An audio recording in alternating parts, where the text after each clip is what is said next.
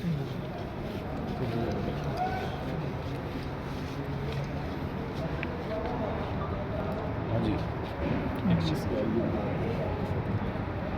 سر، تھوڑا سا بتائیے گا آج کے کیس کے حوالے سے، تو اتنے دنوں بعد ڈیٹ پڑتی ہے، اس کے بعد پھر کوئی پروگریس نہیں ہوتی. جی، ارشد شریف صاحب کے قتل کی انکوائری کے لیے عدالتی کمیشن بنانے کے لیے جو میں درخواست دی ہے، تو اس میں ہم آج سارے پیش ہوئے ہیں.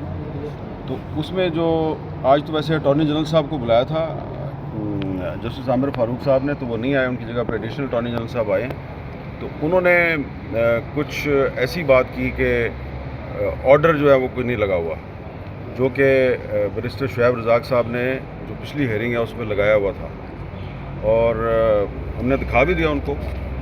شعیب رزاق صاحب نے آرڈر دکھایا بھی ہے کہ جی ہم نے لگایا ہوا ہے، لیکن وہ ایڈیشنل اٹارنی جنرل صاحب کے پاس نہیں تھا. تو اب کہا گیا جی کہ ایڈیشنل اٹارنی جنرل صاحب کو کہ آپ بھی وہ آرڈر لگا دیں، اور ڈیٹ پڑ گئی ہے. تو اگر کسی کا خیال ہے کہ ہم اگلی ڈیٹ پہ نہیں آئیں گے تو اس کو غلط فہمی ہے. باقی ٹیکنیکل بات شعیب صاحب سے پوچھ لیں. نہیں، بات صحیح ہے. بات یہی ہے کہ ہم نے سی ایم کے ذریعے وہ سارے آرڈر کی لسٹ لگا دی تھی.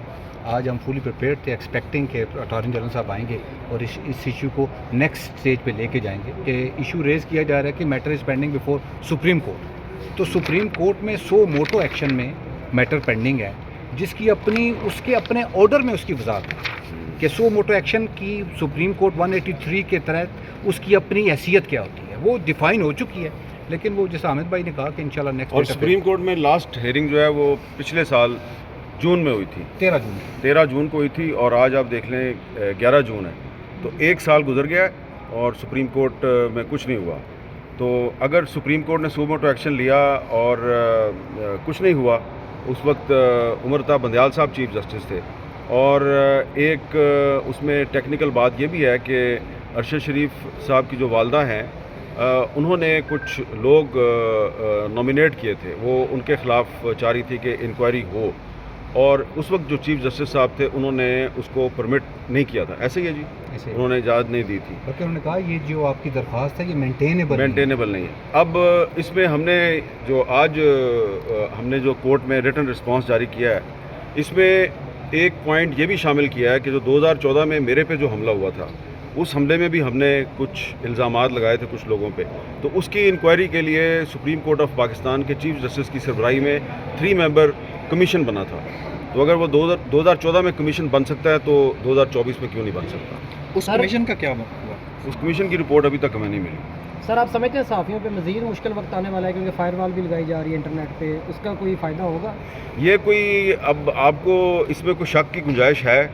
یہ تو ابھی جب مسلم لیگ نون کی حکومت نہیں آئی تھی تو اس وقت سے میں نے کہنا شروع کیا تھا کہ یہ جب آئیں گے تو یہ نہ صرف عدلیہ سے لڑیں گے بلکہ میڈیا سے بھی لڑیں گے. تو اب انہوں نے لڑائی تو شروع نہیں کی، انہوں نے تو اعلان جنگ کر دیا ہے، جو پنجاب میں جو حد کے ضد کا قانون جاری. اور جو یہ عمران ریاض صاحب جو ہیں، انہوں نے حج پہ جانا ہے، تو ان کو حج پہ نہیں جانے دے رہے. تو یہ آپ کے سامنے کھڑے ہیں، ان سے پوچھیں کتنی دفعہ آپ نے جمع کرائی ہے جی؟ ٹکٹ 5واں ٹکٹ ہے. 5 ٹکٹ آپ فری. آلموسٹ 2 ملین کے میں نے ٹکٹ لیے، اور وہ بھی عدالت کی یقین دہانیوں پہ بار بار. عمران بھائی، بڑی امپورٹنٹ بات ہے کہ آپ کا ایک فنڈامنٹل رائٹ ہے، اور کورٹ آرڈر میں اس کے ساتھ کنڈیشن اٹیچ کر رہی ہے. Very humble student. اس کا نا ون لائنر یہ ہے کہ میں جن دیواروں میں ٹکرے مار کے چیف جسٹس اسلام آباد ہائی کورٹ کے پاس آیا تھا کہ جی میں نے 1.5 مہینہ وہاں پوری محنت کی ہے، کوشش کی ہے کہ یہ نظام، یہ حکومت میرا نام نکالے اور میں حج پہ جاؤں. تو جب انہوں نے نہیں کیا تو میں ان کے پاس آیا، انہوں نے مجھے واپس انہیں کے پاس بھیج دیا. تو اب میں اس کے خلاف اپیل میں گیا ہوں. آج لگتا ہے کیس تو دیکھتے ہیں کیا ہوتا ہے. اچھا، آج ویسے جسٹس عامر فاروق صاحب جو ہیں، انہوں نے ڈڈیال کا جو ایک مسنگ پرسن ہے، جو 2017 سے مسنگ پرسن ہے، اس کا کیس بھی اسلام آباد ہائی کورٹ میں لگا ہوا تھا.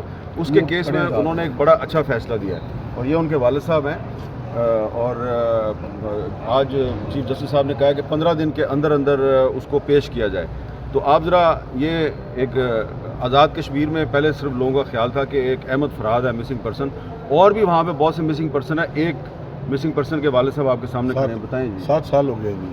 ہاں، آپ بتائیں کیا ہوا تھا تھوڑا سا. 7 سال. میرا بیٹا جو ہے وہ ایک نام بتائیں اس کا. شاپنگ سینٹر میں تیمور ارشد قاضی شاپنگ سینٹر میں کام کر رہا تھا. اس کو 12:30 بجے کے قریب 13 جولائی 2017 کو اٹھا لیا گیا، اور پھر دوسرے دن گھر بھی آئے، گھر پہ بھی ریڈ شیڈ کیا. اس کے آفس میں بھی دوبارہ گئے, وہاں اس کا فون تلاش کیا, تو اس دن سے لے کے آج تک مجھے کوئی پتہ نہیں ہے کہ میرا بیٹا کدھر ہے, کہاں ہے, کیسے ہے. سر آپ کے بیٹے کا قصور کیا تھا؟ قصور تو یہی بتائیں گے. اس میں جو سب سے اہم بات ہے وہ یہ ہے کہ جو commission for the missing persons ہے, اس نے اس کی تیمور کی ریکوری کے لیے 2021 میں 28 اپریل 2021 میں لیٹر لکھ دیا کہ یہ بندہ سی ٹی ڈی نے اٹھایا ہوا ہے اور اس کو ہمارے پاس 2 ہفتے کے اندر پیش کریں. جب یہ لیٹر چیف صاحب کے سامنے پڑھا گیا تو پھر انہوں نے آرڈر دیا کہ ود ان 2 ویکس اس بندے کو پیش کیا. حالانکہ اس میں لیٹر ایشو کرنے میں جی آئی ٹی بھی شامل ہے, آزاد کشمیر کی پولیس کی تمام تر وسائل انہوں نے شامل کیے. اس تو یہ 2017 میں جب اس کو اٹھایا گیا آزاد کشمیر سے تو مسلم لیگ نون کی حکومت تھی. 2021 میں جب اس کا commission for the missing persons نے پروڈکشن آرڈر جاری کیا تو پی ٹی آئی کی حکومت تھی. اب 2024 میں اسلام آباد ہائی کورٹ کے چیف جسٹس عامر فاروق صاحب نے 15 دن میں اس کو پیش کرنے کا حکم دیا ہے, تو دوبارہ مسلم لیگ نون کی حکومت آ چکی ہے اور مجھے امید ہے کہ 15 دن بعد اس کو پیش کر دیا جائے گا. ایسا نہ ہو کہ کچھ عرصے کے بعد جب دوبارہ اس کیس کی ہیئرنگ ہو تو کوئی اور حکومت آ چکی ہو. Thank you. مائک دیجیے گا سر. Okay sir. یہ یہ ادھر علی بات جی سر. بچی یہ بہن کا نمبر